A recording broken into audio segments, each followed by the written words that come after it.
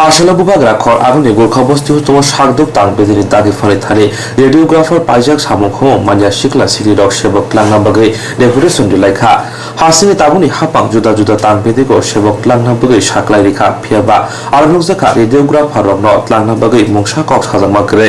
सिगांखो बाव रेडियोग्राफर सामु हमु मान्या सिखला सिरि रक दं सेबक लांना बगै सागदुक तांग बेदिनि दागि फांबाय मालाय मानि फियाबा बरनो कक साजामानि सालकिसानि उलो साजांनाय हिनि फियाबा मुंसा সাজাইয়াকো হাইনে বগিনো তিনি ভাষণে ডেপুটেশন লেখা আমরা অ্যাকচুয়ালি আইসি স্যারের কাছে কথা কোয়ার লেগা যে ডেপুটেশন দিব একটা যে আমরা আজকে 6 বছর হয়ে গেছে একটা রেডিওগ্রাফারের কোনো নিয়োগ নাই তো আমরা এখান থেকে 6 উপর বেকার আছে তারপরও আমরা কোনো নিয়োগ নাই আজকে 6 বছর লাস্ট মেবি 16তে হয়েছিল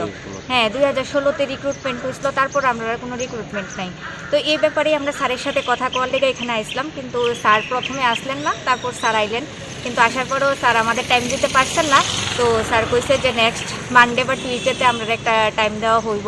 তো আমরা তখন স্যারের সাথে কথা কমো আর কি আমরা স্টেট গভর্নমেন্টের কাছে এটাই চাই যে আমরারও একটা রিক্রুটমেন্ট দরকার কারণ রেডিওগ্রাফার ছাড়া তো ট্রিটমেন্ট কিছুই অনেক কিছুই সম্ভব না তো ডায়াগনোসিস করতে গেলে সবার আগে কোভিড পরিস্থিতিতেও রেডিওগ্রাফাররা খুবই দরকার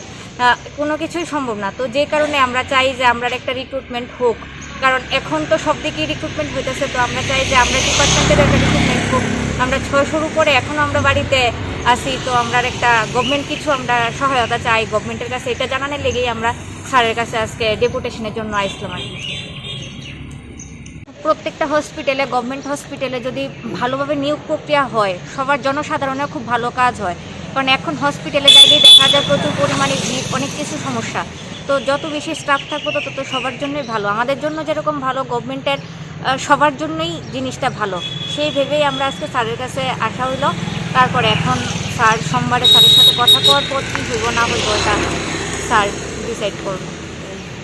2016তে লাস্ট মাত্র 37 জনের মতো নিয়োগ করা হয়েছিল তো এরপর থেকে 6 বছর হয়ে গেছে এখন পর্যন্ত নিয়োগ নেই তো আমরা জাস্ট এটাই কথা যে মানে অতি সত্বর যাতে আমাদের কিছু ভ্যাকেন্সি দেওয়া হয় কারণ আমরা ডাটা অ্যানালিসিস মোটামুটি একটা করা হয়েছে যে প্রায় ইচ্ছা করলে গভর্নমেন্ট যদি চায় আমাদেরকে 200-র উপরে মানে নিয়োগ করতে পারে তো আমরা চাই যাতে আমরাও কিছু একটা নিয়োগ করা হোক কারণ